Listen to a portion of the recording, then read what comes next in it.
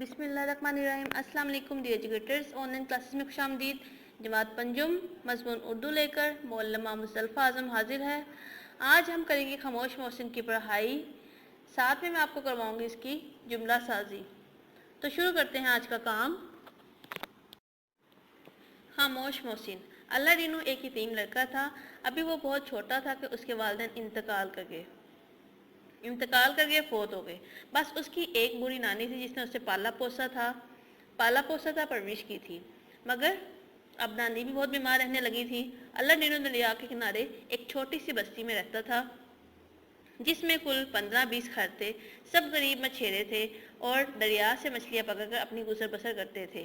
اللہ دینو کو بھی ماہی گیری آتی تھی، مچھلیاں پکڑنا، مگر وہ اپنی بیمار نانی کو اکیلا چھوڑ کر دریا پر نہ جاتا تھا، بلکہ گھر پر رہ کر ہی مچھلیاں پکڑنے کا جال بنتا، اور جب جال مکمل ہو جاتا تو اسے کسی مچھیرے کے ہاتھ بیچ کر کچھ رقم حاصل کر لیتا اور روکھی سوکھی کھا کر اللہ کا شکر ادا کرتا۔ اللہ دینو کی جھونپڑی ایک اونچی چٹان پر تھی، جبکہ بستی کے دیگر گھر نیچے زمین پر تھے۔ اونچی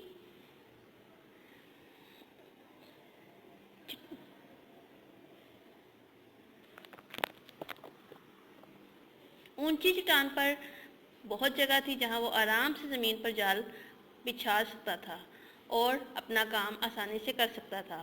وہ اپنی نانی کی خدمت کرتا اور ان کی دعائیں لیتا۔ نانی کو یہ دیکھ کر بہت افسوس ہوتا اور اللہ دینو ابھی صرف 10 برس کا تھا، مگر گھر کی ساری ذمہ داری اس کے کندھے پر تھی۔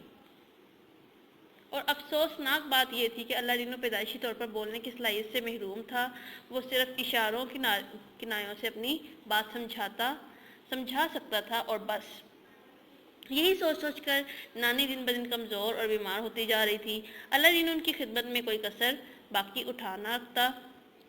کچھ دنوں سے نانی کو تیز بخار اور شدید کھانسی تھی۔ وہ رات بھر سو بھی نہ پاتی تھی۔ گرمیوں کے دن تھے، وہ چٹان پر چارپائیاں بچھائے سو رہے تھے کہ نانی کو کھانسی کا شدید دورہ پڑا۔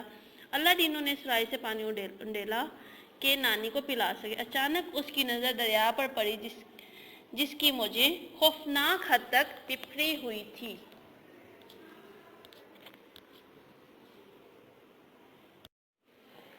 جی اگلا صفحہ نکالیں۔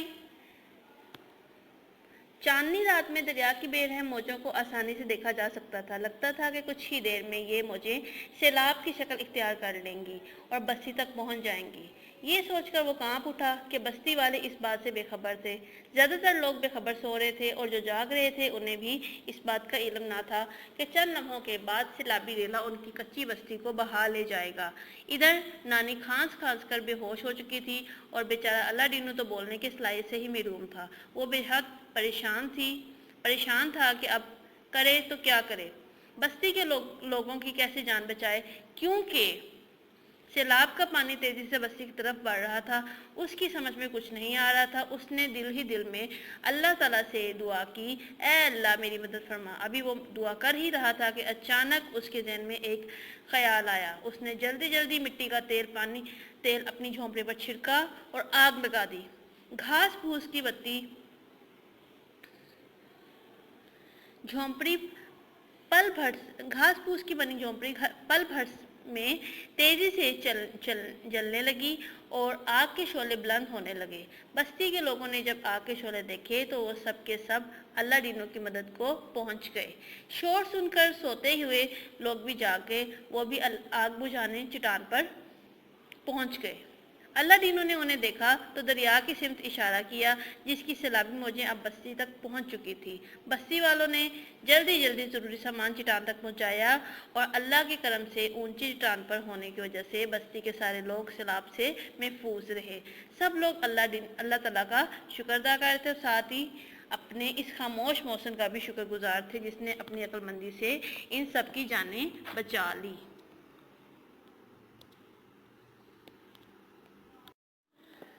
جی تو پیارے بچوں، اب ہم کریں گے الفاظ و محاورات کے معنی اور جملہ سازی۔ پہلا لفظ پالنا پوسنا، پرورش کرنا۔